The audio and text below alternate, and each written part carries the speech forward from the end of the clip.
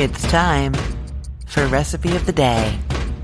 Now, I have already told you my favorite way to cook salmon, but that way is for salmon with skin on it. It is under the broiler. The skin gets really crispy like bacon, but the flesh of the fish is kind of protected from the heat by the skin, and it gets really tender and juicy. I love that method. That is not what I'm talking about today, because today I have skinless fillets, and I have a different way that I like to cook those. Now, I call this method pan roasting. I'm not sure that that's actually accurate. It's oven baked with a sear first in a skillet or in a pan. What we're trying to accomplish here is a nice crisp crust on the outside while we have tender and juicy salmon on the inside. So what you're going to do is you're going to get your salmon out about 30 minutes before you want to cook it. Having the salmon come closer to room temperature is actually going to help prevent it from sticking in your pan. One of the reasons that things stick to the pan is because of the temperature difference, and that seizes them together. While that salmon's resting outside of the oven, I would usually get the rest of dinner ready, because once we start cooking the salmon, it's not going to take very long. So you get everything else ready, then you cook the salmon, and then you dive in to eat. So once the salmon is ready, it's been resting for about 30 minutes, you're going to preheat the oven to 450 degrees Fahrenheit, and you're going to get out a good skillet. Now, I use a well-seasoned cast iron skillet. If I'm doing a lot of them, I use my massive heavy one. I've told you about this one before.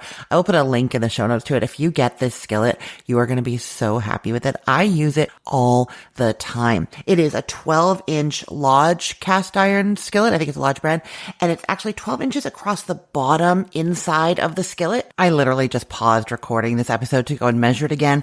It's such a big skillet that I never believed that it's only 12 inches. But yes, it's 12 inches across the inside bottom, but it's 15 inches across the top. And I need two hands to lift this thing. I cannot do it one-handed. That's how big it is. I love it for this kind of thing. It's going to fit a good 6 salmon fillets in there. Now, if you were going to do only like 3, then you could go with more of like a 10-inch skillet. If you don't have a cast iron skillet, or if you've had trouble with sticking in your cast iron skillet, it's not seasoned well enough, go with a non-stick skillet. That's just going to save you all kinds of stress. Now, whatever kind of skillet you use, it needs to be one that can also go into a hot oven. So it has to have a metal handle, or you have to know that the handle is safe in the oven. Okay, you're going to heat your skillet over medium-high heat while you season both sides of the salmon with salted pepper.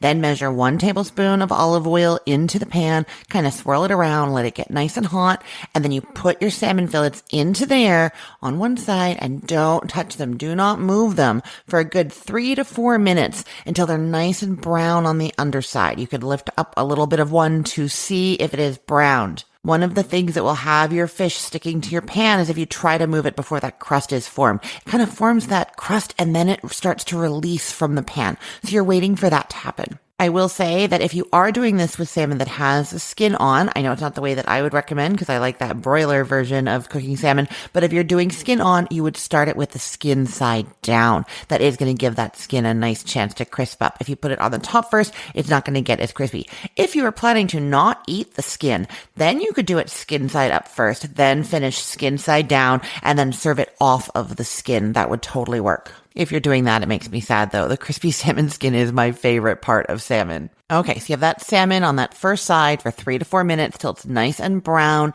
Then you're going to flip it over. Now, I don't use a fish flipper or a special tool for this. I do use a metal spatula because I want to just get under there, like scraping under there so that I know for sure it's not going to stick. You wouldn't use that if you were doing a non-stick skillet though, because that would scratch your non-stick surface. So just if you're doing cast iron or whatever other metal pan you have, I like a metal flipper for that. Even one with a beveled edge, they tend to be like even sharper to really get under things, you know? Okay, so you flip those fillets over and then you transfer the whole thing, the pan with the salmon in it, into the oven. You have it at 450 degrees. You preheated it earlier and it's in there for about 3 to 4 minutes until it is nice and opaque throughout. You can go in with a fork and just kind of flake one of them. Make sure that they're flaky inside. The USDA recommends that it's at 145 degrees Fahrenheit, so you should test that with an instant read thermometer if you're not sure. Now, a lot of people do like their salmon less well done.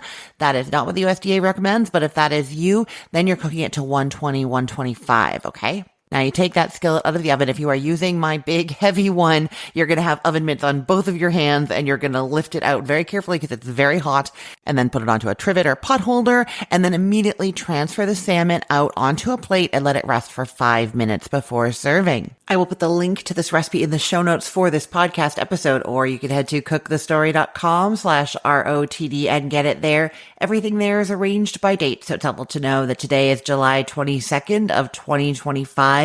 And if you make this recipe and love it, or if you make any of the recipes from either of my websites and love them, or if you already have and you just forgot to go and do this, you know what I'm going to ask of you. Go and leave a comment and a 5-star rating. That helps me out so much. It brings more people to my website, to my business, and helps me and my team keep producing these delicious, fully tested recipes. No AI here. We are doing it all for you, and it tastes great because we know how to actually taste food and make it taste good for you. I'm Christine Pittman from cookthestory.com, thecookville.com, the all-new chicken cookbook, and from this podcast, Recipe of the Day. I hope you have a great day. Let's get cooking.